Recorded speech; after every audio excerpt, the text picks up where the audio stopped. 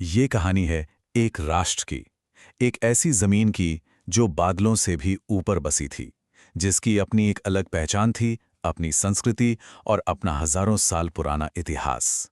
ये कहानी है तिब्बत की, और कैसे चीन के कब्जे ने उसे हमेशा के लिए बदल दिया। साल था 1959, महीना मार्च का, और जगह थी तिब्बत की राजधानी ल्हासा। शहर की हवा में एक अजीब सा तनाव था। हर तरफ चीनी सेना का पहरा था, और एक अजीब से निमंत्रण ने तिब्बत के इतिहास को एक ऐसे मोड़ पर लाकर खड़ा कर दिया था जहां से वापसी मुमकिन नहीं थी। सोचिए, ये कोई मामूली न्योता नहीं था। चीनी सरकार की ये अजीब सी शर्त कि दलाई लामा अपने अंगरक्षकों के बिना आए, लोगों के दिलों में एक गहरा डर पैदा कर गई। क्या ये उन्हें अगवा करने की कोई साजिश थी, या शायद उससे भी बुरा कुछ होने वाला था? बस इसी एक घटना ने विद्रोह की चिंगारी को आग में बदल दिया। और फिर देखते ही देखते हालात बेकाबू हो गए। जो एक शांतिपूर्ण विरोध था, वो एक बड़े विद्रोह में बदल गया। और इसका अंजाम क्या हुआ? तिब्बती सरकार को भंग कर दिया गया और उनके सबसे बड़े नेता को अपना ही देश छोड़कर जाना पड़ा। लेकिन सवाल यह है कि ये सब यहां तक पहुंचा कैसे? इसे समझने के लिए हमें वक्त में थोड़ा पीछे जाना होगा, उस जमीन के इतिहास में जो बादलों से भी ऊपर है। 1959 के इस संकट से बहुत बहुत पहले तिब्बत एक आज़ाद और ताकतवर राष्ट्र हुआ करता था, जिसका इतिहास सदियों बल्कि हजारों साल पुराना था। इसे दुनिया की छत यूं ही नहीं कहते। इसकी ऊंचाई ने, इसके भूगोल ने इसे हमेशा एक अलग पहचान दी। ये सिर्फ जमीन का एक टुकड़ा नहीं था, बल्कि एक ऐसी महान सभ्यता थी जो सदियों तक अपने बड़े बड़े पड़ोसियों के साथ बराबरी से खड़ी रही। 7वीं सदी से लेकर 20वीं सदी के शुरुआत तक तिब्बत ने एक शक्तिशाली साम्राज्य के तौर पर अपनी पहचान बनाई। यहाँ तक कि 821 ईस्वी में चीन के तांग राजवंश के साथ एक शांति संधि भी हुई, जो इस बात का सबूत है कि दोनों देशों ने एक दूसरे की आज़ादी को मान्यता दी थी। मंगोलों के हमले के बाद भी तिब्बत की धार्मिक और सांस्कृतिक पहचान हमेशा बनी रही। तिब्बत की संस्कृति सिर्फ पूजा पाठ तक सीमित नहीं थी, ये तो जीने का एक तरीका था। उनकी अपनी भाषा थी, एक ऐसा समाज था जो कुदरत की इज्जत करता था और व्यापार के जरिए अपने पड़ोसियों से भी जुड़ा हुआ था। ये सब कुछ चीन के हमले से पहले सदियों तक महफूज रहा। लेकिन फिर 20वीं सदी के बीच में इतिहास ने एक बहुत ही अंधेरा मोड़ लिया। कम्युनिस्ट चीन के उदय के साथ तिब्बत की शांति और आज़ादी पर एक बहुत गहरी परछाई पड़ने लगी थी। साल 1949 में माओ त्से तुंग के इन शब्दों ने चीन के इरादे बिल्कुल साफ कर दिए थे। जिसे वो मुक्ति या आज़ादी कह रहे थे, वो असल में एक हमले का ऐलान था, एक कब्जे की घोषणा थी। अक्टूबर 1950 में जब चीनी सेना तिब्बत में घुसी, तो ये कोई बराबरी की लड़ाई नहीं थी।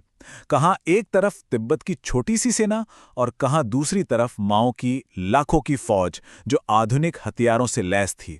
नतीजा तो पहले से ही तय था। सैन्य हार के बाद तिब्बत के प्रतिनिधियों को बीजिंग जाकर एक समझौते पर दस्तखत करने के लिए मजबूर किया गया। इसे ही 17 सूत्रीय समझौता कहा जाता है।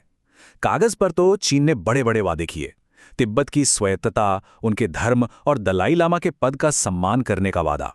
लेकिन ये वादे बहुत जल्द ही टूटने वाले थे। तो चलिए अब वापस चलते हैं 1959 की उसी कहानी पर, जब दलाई लामा को अपना देश छोड़ के भागना पड़ा। उनका जाना चीन द्वारा किए गए हर उस वादे के टूटने का नतीजा था। समझौते की स्याही अभी सूखी भी नहीं थी कि चीन ने अपना असली रंग दिखाना शुरू कर दिया था। एक एक करके चीन ने समझौते की हर शर्त को तोड़ा। तिब्बत की अपनी सरकार खत्म कर दी गई, उनके मठों को तोड़ा गया और एक राष्ट्र एक संस्कृति की नीति के तहत तिब्बत की पहचान को ही मिटाने की कोशिश की गई। ये मुक्ति नहीं थी, ये तो एक सांस्कृतिक सफाया था। और इस कब्जे की कीमत इंसानी जानों में चुकाई गई। एक अनुमान के मुताबिक 10 लाख से ज्यादा तिब्बतियों ने अपनी जान गंवाई, कुछ लड़ाई में, कुछ भुखमरी से, तो कुछ यातना शिविरों में। यह सिर्फ एक आंकड़ा नहीं है, ये एक पूरी नस्ल का सफाया है। और ये तबाही सिर्फ इंसानी जानों तक नहीं रुकी।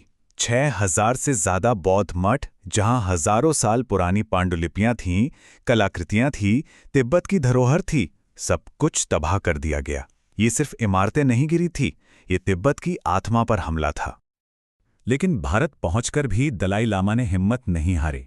उन्होंने धर्मशाला में एक निर्वासित सरकार बनाई, जो आज भी दुनिया भर में तिब्बतियों के हक और उनकी आज़ादी की लड़ाई का सबसे बड़ा प्रतीक है। आज इतने दशकों के बाद भी चीनी कब्जे की वो विरासत तिब्बत को साल रही है, लेकिन आज़ादी का वो सपना आज भी तिब्बतियों के दिलों में जिंदा है। तो आज जमीनी हकीकत क्या है? देखिए, चीनी शासन का असर हर जगह है। सांस्कृतिक तौर पर बच्चों को उनकी भाषा और उनकी जड़ों से दूर किया जा रहा है। आर्थिक तौर पर तिब्बत के कीमती खनिजों को लूटा जा रहा है। पर्यावरण को ऐसा नुकसान पहुंचाया गया है जिसकी भरपाई शायद कभी ना हो सके। और इंसानी तौर पर जो देश कभी शांति और अध्यात्म का केंद्र था, वो आज चीन के सबसे गरीब और सबसे दबे कुचले इलाकों में से एक बन चुका है।